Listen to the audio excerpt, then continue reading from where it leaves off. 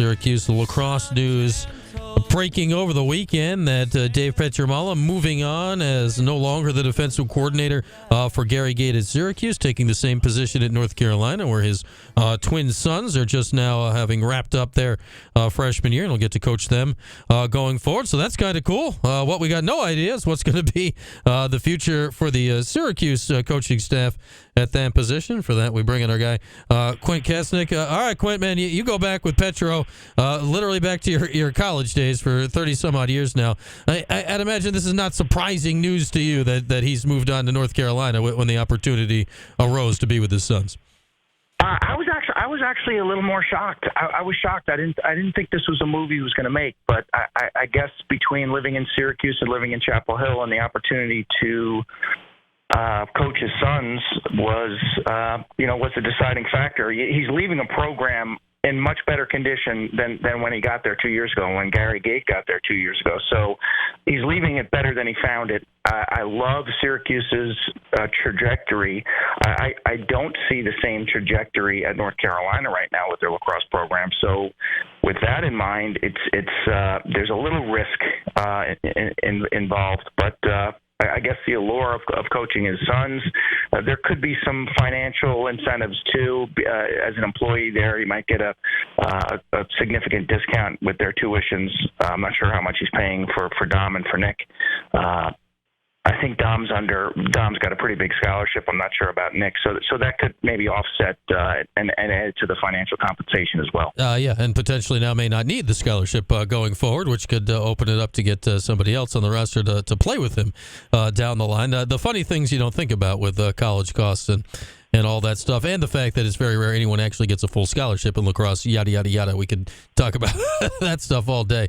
But you said it. Petro left the defense in a better place than it was. Like, it was not good his and Gary's first year. This year they made significant strides. How hard will that be for the next person, whomever that may be, to keep together? Because Petro, he has very specific and demanding things he asks for of his defense. How do you think that carries over wherever Gary Gait goes with this next hire?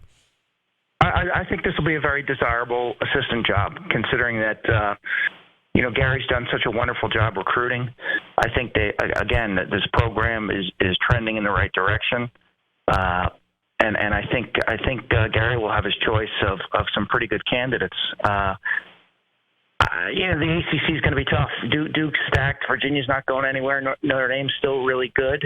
So the league is trending in a super high direction. I think the league is going to be dominant again next year. But Gary will have his choice, and Petro should be commended. When he took the job, quite honestly, we knew it wasn't going to be for 5 to 10 years. Right. I mean, at the time, I would have said if he's there for 4 years, that's like over the total. If he's there for 3, maybe. So 2 is kind of like on par. I thought it could be as quick as a one and done situation, because we've always felt that David's still looking for that head coaching job somewhere. So could he have coached 1 year at SU and then taken a big time job? Well, nothing has come to the table until this really that suited him. So being there 2 years, for me, at the end of the day, it's probably par for what we anticipated. I didn't see this as a long-term marriage. I think Gary benefited from having David there, and I think David benefited from being around Gary. So I think both parties are better off as they go in different directions. I'm kind of with you, Quint. Like, I'm not shocked he's not at Syracuse anymore. I always just assumed it would be for a head coaching job of some sort. Yeah. I mean, the guy does have 2 national championships as a head coach. No, exactly. I know Mount St. Mary's down here in Northern Maryland was looking at David. I know there were some other jobs that didn't open up. There's been long rumors about the Michigan job. Well, Kevin Connery in Michigan made the tournament, and he solidified his status there. So, I guess at the end of the day, this is as strong as David wanting to coach his sons. Yeah, I mean, there's really no other way, at least in my mind, to look at it than that, especially with the timing of it being here in mid-July, which is a little off kilter for the general lacrosse timing of how these things sort out. What type of person do you think Gary should look for next? Because when he had Petro, and again, getting a guy like Dave Petromala, that's a very unique circumstance. There's not a lot of Hall of Fame type head coaches that are wandering around being assistant coaches out there. Do you think he looks for another guy that has that head coaching experience? Because I know Gary leaned on that, for a lot of, running practice, organizational stuff, things like that. Or is it more prudent at this point to look for an up-and-comer type to join the staff? I think for recruiting purposes, my list, I got one, two, three. I got 4 guys on my list right now. All right. And generally young. No association with Syracuse needed. But that's beneficial. Would a guy like John Galloway consider leaving the Jacksonville head coaching job and being an assistant at Syracuse? I don't know. But I would make a phone call there. I think Jordan Stevens, the assistant coach at Cornell, love this guy. I think he's a head coach in the making. He's been their defensive coordinator now under Connor Busick. He's led them to a national championship game 2 years ago. They lost in the playoffs this year. I have a lot of respect for Jordan Stevens. Travis Crane from Ohio State is another young coach on my list. He's a Penn State grad. He's kind of from the Jeff Tambroni school. Love Travis. And then Joe Bucci, who's at Penn State right now, who just was in his first year at Penn State, coaching that defense 1 year there. And Joe did a fantastic work for the Nittany Lions this year, getting them, to championship weekend. And the last guy would be Taylor Ray, who's the head coach at St. Joe's. And I know Gary's tight with Taylor in terms of Team Canada.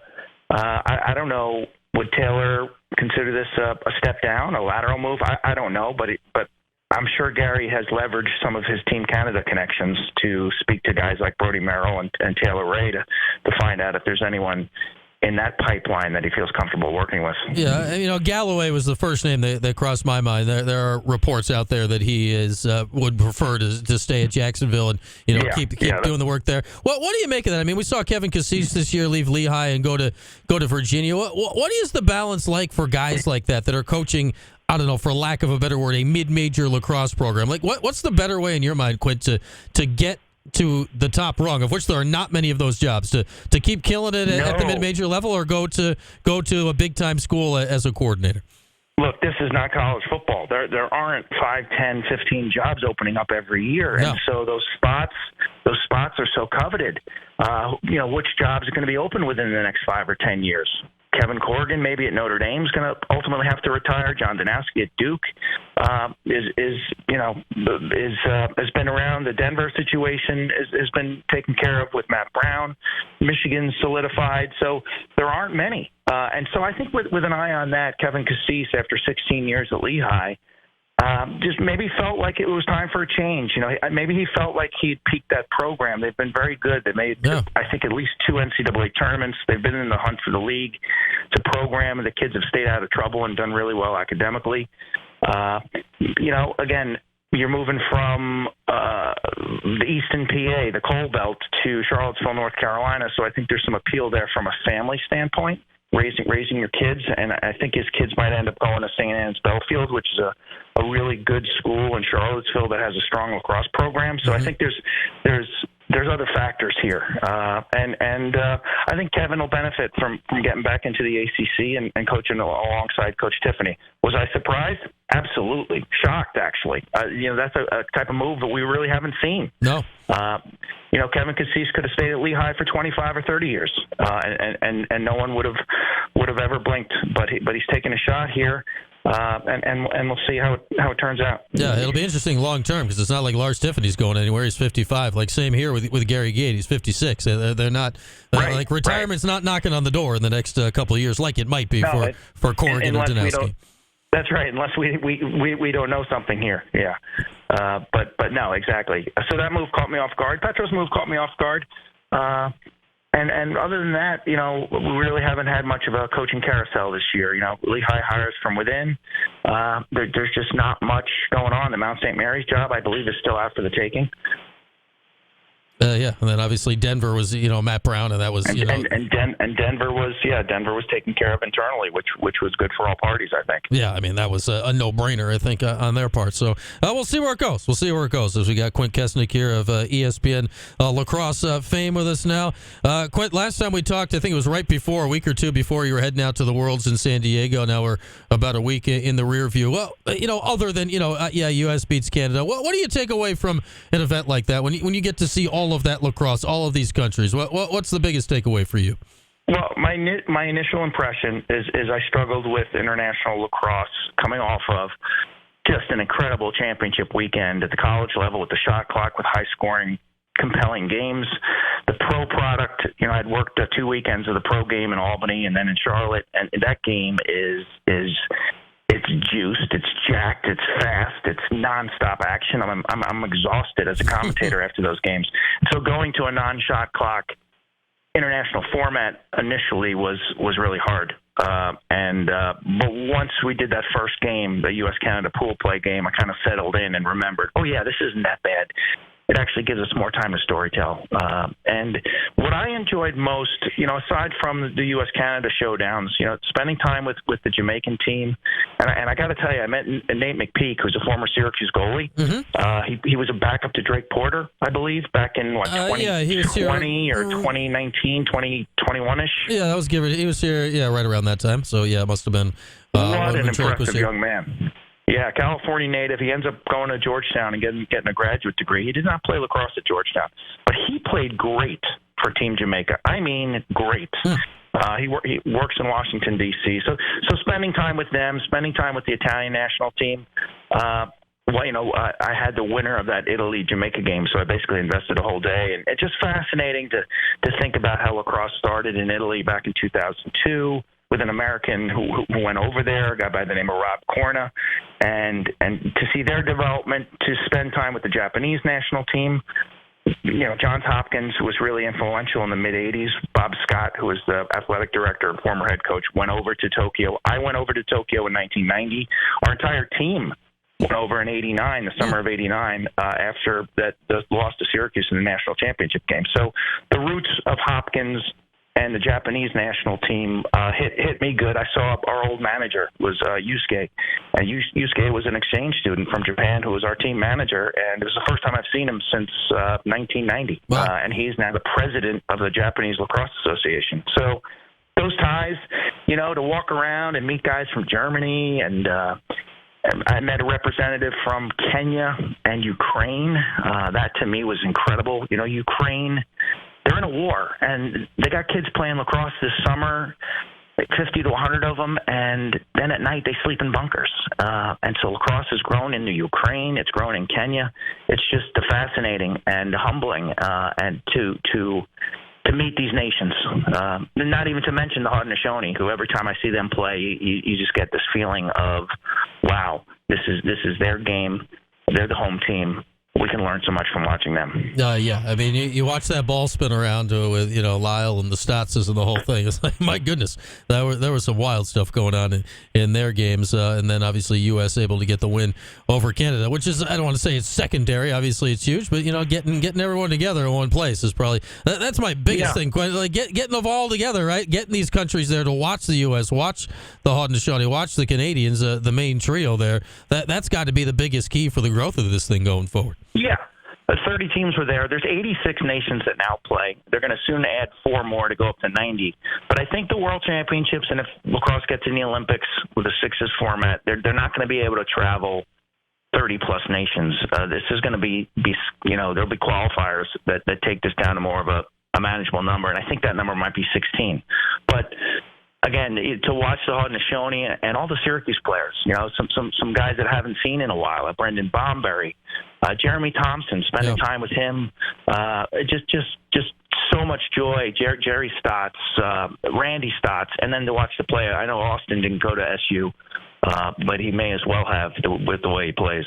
It would have been more helpful if he actually had gone at some point, because there was a period where that was in the works, and then academics or whatever things didn't. Yeah. And then he's killing it on the pro level. But Quint Kessenich with us. All right. Speaking of the pro level, Quint, you just said you flew back from Minnesota this morning. Another great weekend in the PLL in Minneapolis, and man, talk about another market that has embraced lacrosse. But I got to ask you this: what's going on with the face-off stuff here? With some teams now basically saying, "You take the ball, we'll figure it out." This is a very new strategy of not trying to win faceoffs. Well, it's really, really nuanced and really interesting. For the fans who haven't been watching, the PLL has a 32-second shot clock when you win a faceoff. Okay, and it resets to 32 if you get a shot off. Well, if you lose the face-off and stop the other team, then it goes to the normal 52-second shot clock. So teams have their offensive efficiency in the 32-second shot clock, which is very fast, especially if you try to substitute 1, 2, or 3 players off that initial draw win. Their offensive efficiency is down, 5 or 6% on that possession. It's not very strong. And so teams have found that they're better off trying to create a turnover to almost force the face-off man to go back into his defensive zone, so make him take a backwards retreat, ride him, try to shut some people off, create a turnover that way, or just muck it up. And so when they get the ball and finally sub, there's 10 seconds on the shot clock, and so teams aren't getting great looks. Now, that's changing each week, and teams are getting better at striking in the 32-second shot clock, and we saw that on Sunday specifically with Mike Sisselberger and the Archers. But face-off domination has been diminished by this shot clock, and, I love face-offs. I just want to see the Fogos stay on the field. I want to see athletes. I want to see guys take face-offs and stay on and play offense and play defense. My solution would be more of like, don't let there be subs until there's a change of possession. So everyone's got to stay, play your position, field your position, so to speak. Yeah. And so this has been fascinating because this is a rule that was put in this year, and we're kind of living it out now. And these coaches and players and teams are adapting on the fly with interesting strategies. I don't think there'll be a crossover into the college game. I just think the differences in the shot clock, 32 to 52, is what's caused this. Yeah, I mean, you got more time to work with. The stats would not play out the same way. I do wonder what's going to happen. Like, we haven't had a game yet, have we, where both teams are trying to lose the face-off? Because that could be a problem if neither team wants to pick up the ball at the dot. That would be classic. That would be hilarious. I don't know about the strategy to that one. All right, Q, always good to catch up. We'll be watching over the course of the summer, and man, we'll see you on the college football sideline before we know it. But thanks a lot for a few. Thanks, Brian. Appreciate it. That is Quint Kessenich. Yeah, very interesting. Like, it's only happened here in the last few weeks in the PLL that, like, it's been a strategy. Like, you go against a Trevor Baptiste or whatever, you can't win the faceoff anyway. It's like, well, might as well not try than just basically beat the crap out of him and try to get the ball back. So very interesting change in strategies in the PLL, and it has been ever adopting over the course of the summer. With that, we'll take a break. Little 4-on-1 in the 3-on-5. Luke's back from vacay. Talk to Luke when we get back. QSportsTalk.com, ESPN Radio.